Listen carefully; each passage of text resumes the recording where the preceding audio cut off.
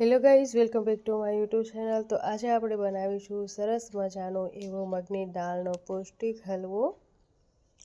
તો આ હલવો ખાવામાં ખૂબ જ ટેસ્ટી બને છે અને બાળકોથી લઈ અને મોટા સુધી બધાને ખૂબ જ ભાવે છે। તો ચાલો જોઈ લઈએ રેસીપી।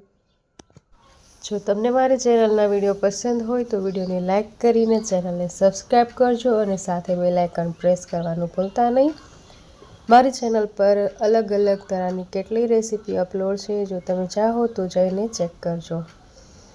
તો ચાલો આપણે બનાવીએ મગની દાળનો પૌષ્ટિક હલવો। તે માટે આપણે 1 કપ મગની દાળ, અડધો કપ બેસન, અડધી વાટકી ખાંડ અને દેશી ઘી લીધું છે। તો આપણે બધી વસ્તુને આ રીતે તૈયાર કરી લીધી છે।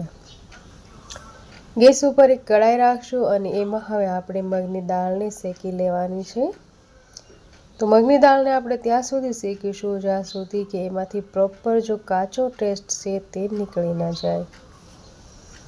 સતત ચલાવીશું અને શેકીશું। ગેસની આંચ છે એ મેં મીડિયમ રાખી છે, ના તો વધારે સ્લો છે અને ના તો ફાસ્ટ છે। મીડિયમ આંચ ઉપર જ આપણે શેકીશું જેથી કરીને કે દાળ આપણી જે છે એ સરખી રીતે શેકાઈ જાય।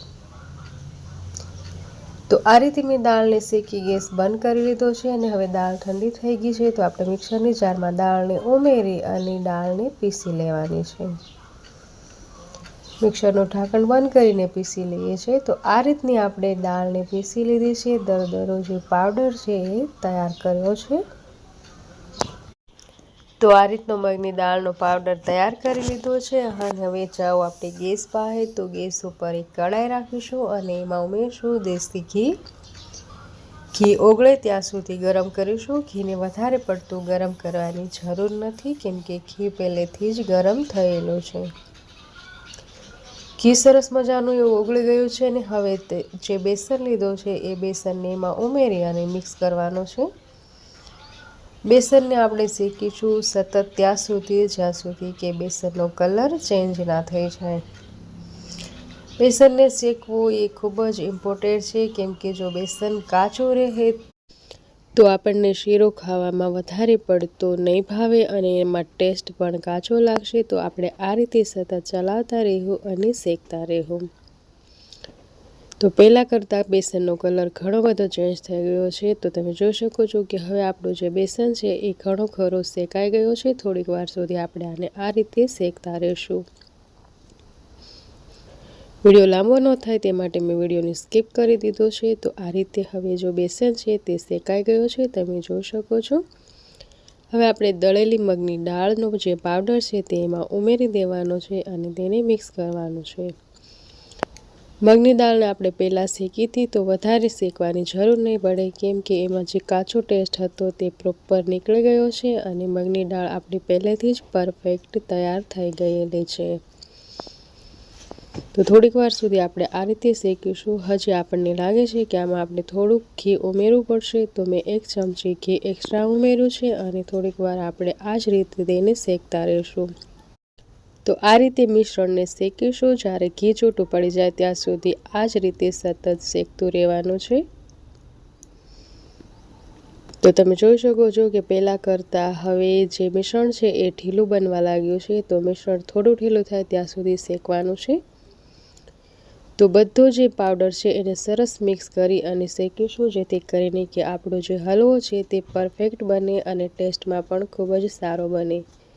તો આ હલવો છે તે ખૂબ જ પૌષ્ટિક બને છે। તમે પણ આ રેસીપીને એકવાર ચોક્કસથી ટ્રાય કરજો। તમને પણ આ હલવો જે છે મગની દાળનો હલવો પણ કહી શકો અને શીરો પણ કહી શકો, તમને પણ આ ખૂબ જ ભાવશે।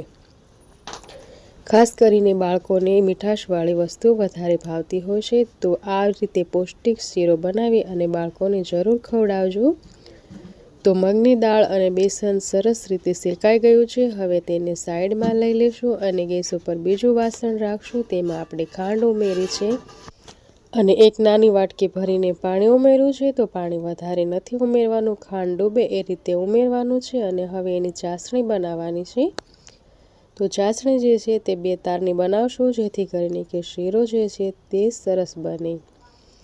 તો ખાંડ ઓગળી ગઈ છે અને લગભગ હવે ચાસણી પણ 1 તારની થઈ ગઈ છે। તો આપણે એમાં ફૂડ કલર ઉમેરશું। તો મેં અહીંયા પર પીળો કલર ઉમેર્યો છે અને કલરને એમાં મિક્સ કરી લેવાનો છે સરસ રીતે, જેથી કરીને કે શીરો ખાવા સાથે દેખાવામાં પણ સારો લાગે। તો 2 તારની ચાસણી તૈયાર થઈ ગઈ છે અને તૈયાર કરેલું જે શેકેલું મિશ્રણ છે બેસન અને મગની દાળનું, તે એમાં આપણે ઉમેરવાનું છે અને હવે એને મિક્સ કરવાનું છે।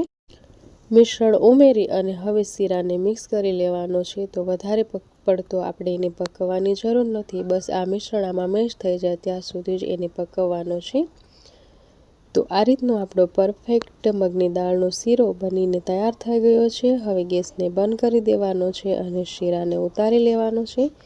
તો બસ આ જ રીતનો શીરો આપણે ઢીલો રાખીશું અને આપણે જ્યારે એને નીચે ઉતારશું તો ખુદ બખુદ તે કડક થઈ જશે।